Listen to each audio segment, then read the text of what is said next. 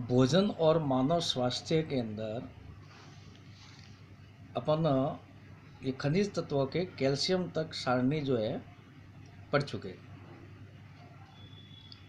Phosphorus खनिज तत्व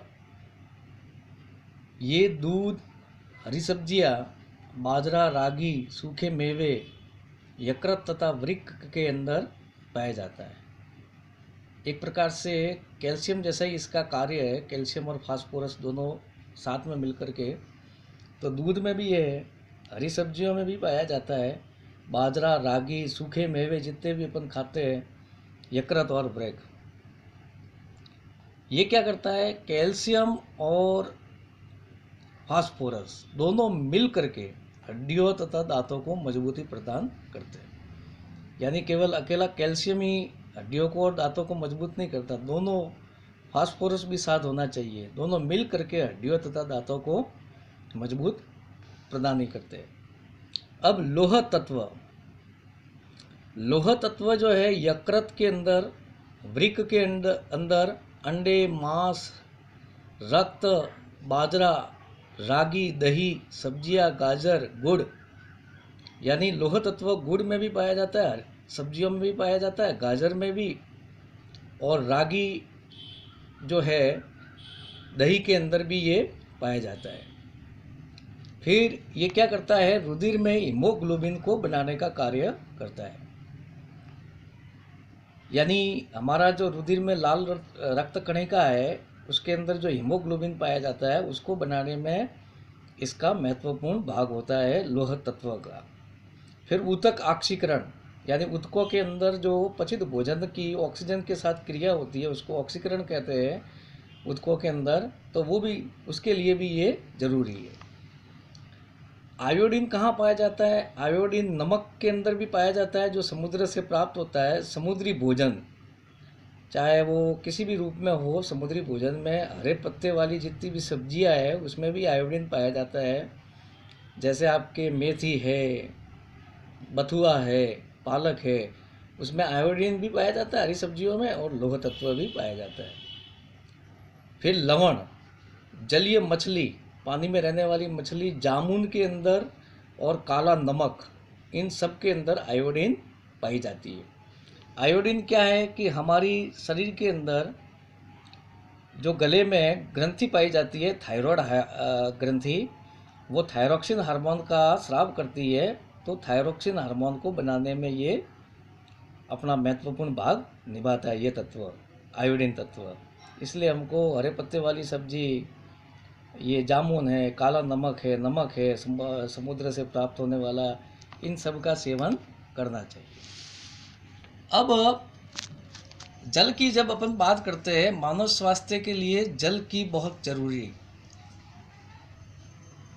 पीने योग्य पानी के गुण व दूषित पानी के खराब प्रभाव क्या पड़ते हैं हमारे शरीर के अंदर, वो अपन देखते हैं।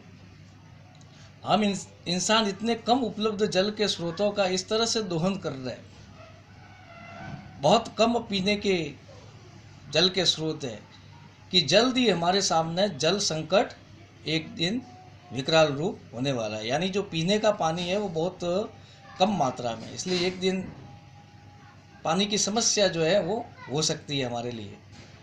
हमारे उपयोग का लगभग सारा जल, जो अपन जिसको मीठा जल कहते हैं, जो लवण मुक्त जल होता है, खारा नहीं होता है, वो नदियों में, झीलों में, या ज़मीन के अंदर, जिसको अंडरग्राउंड वाटर या भूमिगत जल जो है वो कहते हैं। हम जल के उपयोग के साथ उसे प्रदूषित भी करते हैं, साथ में जल का उपयोग भी कर रहे हैं और साथ साथ में जल को दूषित भी कर रहे हैं, उसमें कई सारे हानिकारक पदार्थ भी जो है अपन मिला रहे हैं। इस तरह हम द्विधारी जो है तलवार से अपने जीवन दाता पर वार कर रहे हैं। द्विधारी यानी दो धार वाली तलवार से जो जल है, अपना जीवन देने वाला है, उसके ऊपर वार कर रहे हैं। क्यों? क्योंकि हम उसका उपयोग भी ज़्यादा करते जा रहे हैं और साथ में उसको प्रदूषित भी करते जा रहे हैं। जल की उपयोगिता की चर्चा करना व्यर्थ है। यदि कहूँ कि जल ही जीवन है तो अतिशयोक्ति नहीं होगी। जल ही हमारा जीवन है, बिना जल के हम ज़्यादा दिन तक जीवित नहीं रह सकते। हमारे शरीर के अंदर सारी जो क्रियाएं होती है कोशिका के अंदर, वो बिना जल के नहीं हो सकती, तो हम जीवित नहीं रह पाते। जल का उपयोग पीने में भी करते हैं, भोजन बनाने में भी करते हैं, नहाने में भी करते हैं, बर्तन व कपड़े धोने, खेती को और उद्योगों में भी किया जाता है। यानी जल अपन पीने के लिए भी हमारे शरीर में ज़रूरी है, कोशिकाओं के अंदर क्रियाओं के लिए, भोजन बनाने में भी, आटा गूंथने में, सब्जी बनाने में, नहाने में भी, बर्तन धोने में भी, कपड़े धोने में भी, खेती के अंदर, और इसमें का उपयोग किया जाता है। जल पृथ्वी पर पाई जाने वाली एकमात्र ऐसी चीज़ है जो पदार्थ की तीनों अवस्था, यानी जो ठोस रूप में, द्रव रूप में और गैस रूप में, तीनों में पानी जो है ये पाया जाता है। जैसे ठोस रूप में ये बर्फ़ के ऊपर जमा हुआ, या उत्तरी और दक्षिणी ध्रुव के ऊपर बर्फ़ के रूप में जमा हुआ, पहाड़ों के ऊपर बर्फ़ के रूप में जमा हुआ, वहाँ पर पाया जाता है वो बर्फ़ के ठोस रूप में। तरल जो नदियों के अंदर, झीलों के अंदर जो पाया जाता है वो द्रव रूप में पाया जाता है जल। और गैस, वायु के अंदर जो है गैस जो है वाष्प के रूप में, जल वाष्प के रूप में पाया जाता है। तो तीनों रूप में है जल जो है हमारी प्रकृति के अंदर पाया जाता है। जो जल हमें मिलता है उसमें कई तरह के कण व सूक्ष्म जीव होते हैं।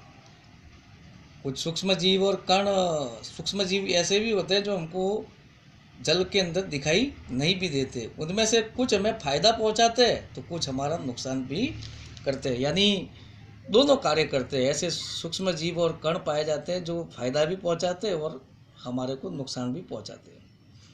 पीने योग्य जल में निम्न गुण होने चाहिए। क्या क्या गुण होने चाहिए पीने योग्य जल में? जैसे जल में आँखों से दिखने वाले कण और वनस्पति नहीं हो। एक तो जल दिखने में साफ सुथरा हो, कोई भी ऐसे वनस्पति का हरा भाग, कोई तिनका विनका या आँखों से दिखने वाले जो कण मिट्टी के हैं वो नहीं होने चाहिए। फिर हानि पहुंचाने वाले सूक्ष्म जीव नहीं हो। सूक्ष्म जीव ऐसे होते हैं जो जल में अपने को दिखते नहीं है, लेकिन होते हैं कई बार जल अपने को साफ दिखता है लेकिन अंदर सूक्ष्म जीव हो सकते हैं। फिर जल का पीएच जो है संतुलित हो, यानी 7 के बराबर हो लगभग, न तो ज़्यादा उसमें अम्ल अगर मिला हुआ होगा तो वो 7 से नीचे हो जाएगा, अगर क्षार मिला हुआ होगा जल में तो 7 से ऊपर हो जाएगा। इसलिए बिल्कुल पीएच जो है सामान्य 7 के लगभग होना चाहिए। और पानी के अंदर बराबर मात्रा में ऑक्सीजन घुली हुई होनी चाहिए, जो जलीय जीवों के लिए बहुत ज़रूरी है। बिना ऑक्सीजन के जो पानी में घुली हुई होती है उसके रह नहीं पाते। हमारा शरीर कई तरह की जिम्मेदारियां निभाता है। जल इस काम में शरीर की मदद करता है। शरीर की जितनी भी उपापचय क्रिया होती है, यानी हमारे शरीर के अंदर कुछ सरल पदार्थों से जटिल पदार्थ बनते हैं या जटिल पदार्थ टूट करके सरल पदार्थों में बदलते हैं, वो शरीर की सारी उपापचय यानी उपचय और अपचय दोनों क्रिया जो है पानी के द्वारा ही होती है। इसलिए डॉक्टर भी अक्सर अपने को क्या सलाह देते हैं कि एक दिन में कम से कम 8 गिलास पानी पीना चाहिए। हर व्यक्ति को 8 गिलास पानी पीना चाहिए, नहीं तो हमारे शरीर में कुछ ना कुछ समस्या आ सकती है। यदि शारीरिक श्रम ज़्यादा करते हो तो आपको ज़्यादा मात्रा में पानी पीना चाहिए। जैसे मजदूर ज़्यादा, क्योंकि उनको पसीना ज़्यादा आता है तो पानी की मात्रा भी ज़्यादा होनी चाहिए। पानी पीने से शरीर का उपापचय सही तरीके से काम करता है। प्रत्येक दिन 8-10 गिलास पानी पीने से, अगर नियमित 8 और 10 अपन गिलास पानी पीते हैं तो शरीर में रहने वाले जहरीले पदार्थ बाहर निकल जाते हैं। पानी के साथ जो है मूत्र के साथ अपशिष्ट जो मूत्र निकलते पसीने, उसमें से जहरीले पदार्थ बाहर निकलते हैं। अगर 8-10 गिलास अपन पानी पीते प्रतिदिन, जिससे शरीर जो है जिससे शरीर जो है अपन कह सकते हैं कि रोग मुक्त होता है। जहरीले पदार्थ बाहर निकलेंगे तो शरीर रोग मुक्त होगा। शरीर में पर्याप्त मात्रा में पानी रहने से शरीर में चुस्ती और ऊर्जा बनी रहती है, शरीर फुर्तीला रहता है। कार्य करने की हमारे शरीर के अंदर क्षमता भी जो है वो होती है, अगर अपन जो है वो बराबर मात्रा में पानी पिएंगे। थकान का एहसास नहीं होता है हमको। पानी से शरीर में रेशों की पर्याप्त मात्रा कायम रहती है। जो फाइबर होते हैं वो रेशे बराबर रहते हैं, जो कब्ज का रोग होने नहीं देते।